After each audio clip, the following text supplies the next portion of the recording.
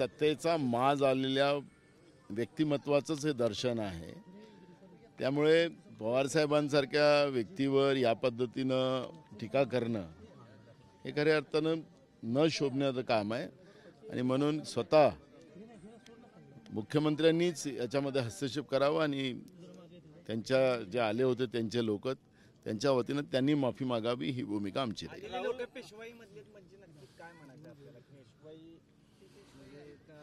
असं आहे की मी तुम्हाला ते सांगत आहे की जे त्या पद्धतीनं बोललेत ही भाषा कोणाची होती?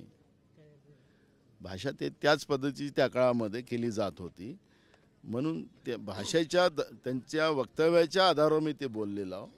त्यामुळे पेशवाई त्याचा अर्थच असा होता की त्यावेळेस सामान्य माणसांना बहुजनांना शिवा दिल्या जात होत्या त्या वृत्तीनं, म्हणून तशी पेशवाई काही महाराष्ट्रात आली का? त्यांची लोक इथं आली होती काय? हा प्रश्न या निमित्ताने निर्माण। अजून दौरा झालेला नाही। मी आज गेल्यानंतर मुंबईला या सगळ्या गोष्टीची माहिती त्यांना देतो आणि तशा पद्धतीचा दौरा घेण्याच्या बाबतचा निर्णय करू।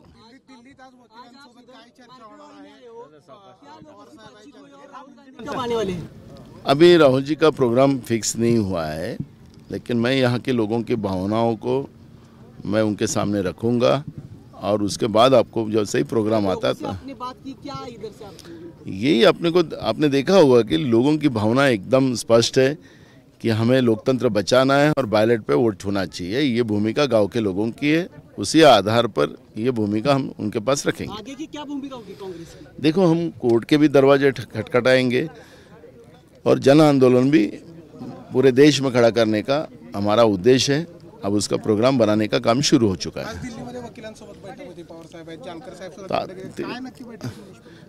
बघा, आता त्याच्यामधून मार्ग काढावा लागेल आणि कोर्टामध्ये जावंच लागणार आहे। त्याच्यामुळे इथले आमदार आज तिथं गेलेले आहेत दिल्लीमध्ये, काही सुप्रीम कोर्टाच्या वकिलाशीनी चर्चा करणार आहेत आणि सगळी कायदेशीर चर्चा करूनच त्याच्यातला मार्ग काढला जाईल। देशभरात कसं जन आंदोलन उभं केलं जाणार आहे? होऊ शकत आहे, कारण की मर्तनवाडीच्या लोकांनी जी सुरुवात केलेली आहे, हा जो आवाज आहे हा देशाच्या कानाकोपऱ्यात पोहोचला, नव्हे तर जगामध्ये पोहोचला। जागतिक पातळीवर याच्यावरची चर्चा सुरू झालेली आहे।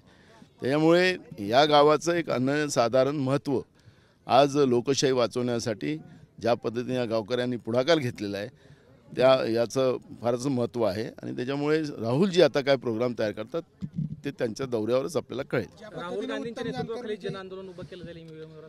बिलकुल। आमचे राष्ट्रीय अध्यक्ष मल्लिकार्जुन खरगे साहेबांनी 26 नोव्हेंबरच्या दिवशी तालकटोराला कार्यक्रमातच त्यांनी जाहीर केलं की बॅलेट मतदानच्या बाबतचं धोरण घेण्यासाठी राहुल गांधीजी भारत जोडो यात्रेप्रमाणे मोहीम करतील अशा पद्धतीचं आमचे राष्ट्रीय अध्यक्षांनी जाहीर केलेलं आहे। तुम्हाला ज्या पद्धतीने विधानसभेमध्ये जे काय बोलणं झालं, काय वाटतं एकंदरीत ज्या पद्धतीने हेटाळणी करण्यात आली असं तुम्ही पण बोलला 208 काय मी तुम्हाला तेच सांगतो ना, सत्तेचा माज कसा असतो तो पहिल्याच दिवशी जाणवला आणि म्हणून ही जी माज येणारी व्यवस्था जी असते हे लोकांमधून निवडून आलेली नाही आणि त्याच्यामुळे हे सगळी परिस्थिती आता चाललेली आहे। त्याच्यामुळे आता आपण पुढच्या काळात बघू ना, आता सुरुवात झालेली आहे। देवेंद्र फडणवीस म्हणले तुम्ही मार्ग मोकळा करून दिला, विधानसभा अध्यक्षाचा राजीनामा दिला म्हणून असं त्यांचं म्हणणं आहे। तिथून जे काय झालं आता ठीक आहे ना, त्याला आता ते काही आता सत्र बदललेलं आहे, नवीन सत्र आलेलं आहे, त्याच्यामुळे आता त्याच्यावर चर्चा होऊ शकते।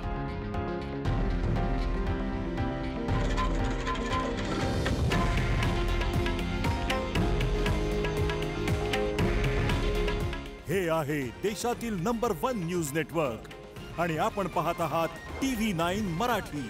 काळजी तुमची, हित महाराष्ट्राचं।